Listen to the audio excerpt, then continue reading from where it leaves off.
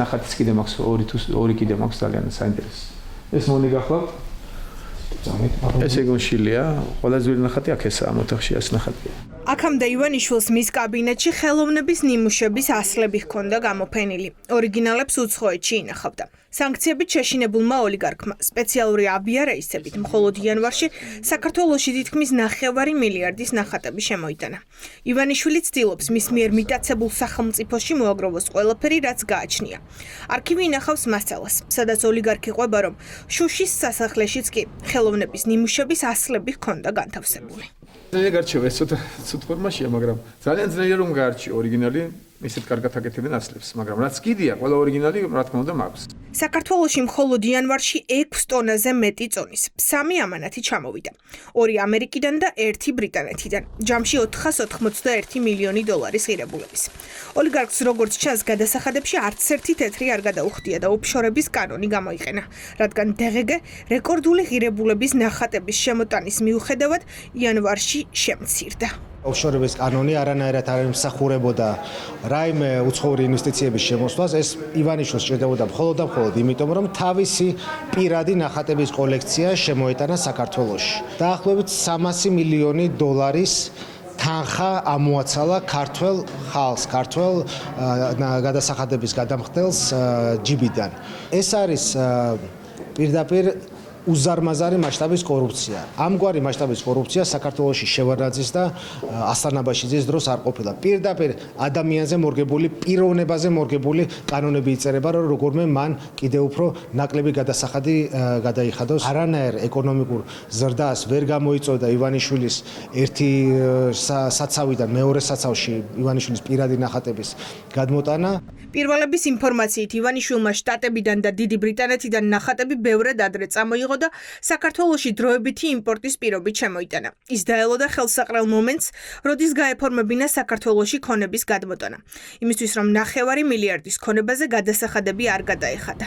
ციფრებით манипуляცია ბევრი გვინახავს. დღეს კობახიძე ამაყობდა, რომ საქართველოს იანვარში რეკორდული სავაჭრო ბრუნვა ჰქონდა, თუმცა დამალა და არ თქვა რის ხარჯზე. ამ ბრუნვიდან 1,3 მილიონი ლარი მხოლოდ ივანიშვილის ნახატებზე მოდის. აქვს ძალიან დიდი ზრდა საგარეო ვაჭრობის მიმართულებით, რაც მეტყველებს იმაზე, რომ ეკონომიკა საქართველოში დინამიურად ვითარდება.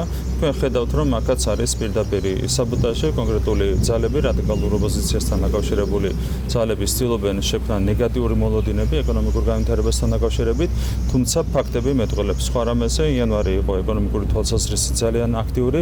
გამოდის, რომ საქმე ეკონომიკურ манипуляციასთან გვაქვს. პირველი, თუ ივანიშვილმა ნახატების შემოტანის გადასახადი არ გადაიხადა, ანუ ბიუჯეტმა მინიმუმ 242 მილიონი ლარით იზარალა. მეორე, რეალური ეკონომიკური და იმპორტის ზრდის ნაცვლად ივანიშვილის საცავიდან საცავში ნახატების ტარების შედეგს ხედავთ. ოლიგარქი თან ამტკიცებს, რომ ამერიკასთან ურთიერთობებს დაალაგებს, პარალელურად კი ამერიკიდან და ბრიტანეთიდან მილიონების ქონება სასწრაფოდ გადმოაქვს. ძვირად ღირებული ნახატები დაახლოებით 500 მილიონი დოლარის ღირებულები საქართველოში იმპორტის გზით იქნა შემოტანილი. ეხლა ეს რაზე მეტყველებს და მათ შორის ამერიკის შეერთებული შტატებიდანაც ეს ნახატები როგორც ჩანს იქონდა შენახული, არ ვიცი, ივანიშვილს და შემოიტანა ამ ქვეყანაში. ეს მეტყველებს იმაზე, რომ ის რაღაც თავსმოხვეული პროპაგანდა, რომ ივანიშვილმა თითქოს დაალაგა ტრამპთან რაიმე, აბსურდია, იმიტომ რომ აგერ ამერიკის შეერთებული შტატებიდანაც მოარბენინებენ მის ძვირად ღირებულ ნახატებს და ქონებას. სანქციების შიშით არის ცხადია ეს ყველაფერი გამოწვეული. ეკონომიკური თაღლითების ჯგუფად ჩამოყალიბდა ქართული ოცნება, ბიძინა ივანიშვილის უცხო არ არის ზოგადად თაღლითობა. ეხლა მთელი საქართველოს მთავრობა სინდიკატად იქცა თაღლითების. თუ რაში დასჭირდებოდა ეს კანონი, კონკრეტულად ამისთვის სჭირდებოდა. საქართველოს იქცა ივანიშვილის პირად მომსახურებს, ანუ სანოტარო ბიუროდ, სადაც ეხლა გაუფორმეს ეს და საქართველოს ბიუჯეტმა ნახა დაახლოებით 90 მილიონი დოლარის ზარალი. იმპორტად გააფორმეს ივანიშვილის პირადი ნახატების დაბრუნება, შემოტანა საქართველოში და სტატისტიკური манипуляცია მოახდინეს 55%-ით გაზრდილია იმპორტი აი ამის ხარჯზე ივანიშვილის სეიფში ნახატების შეგროვების ხარჯზე. ეკონომისტები ხსნიან, რომ საერთაშორისო იზოლაციისა და კრიზისის პირობებში არაფერი შეცვლილა. არც რეალური ინვესტიცია შემოსულა და არც იმპორტი გაზრდილა. ნახატების ხარჯზე გაზრდილი რიცხვები კი საიმედო ეკონომიკისთვის ვერ იქნება.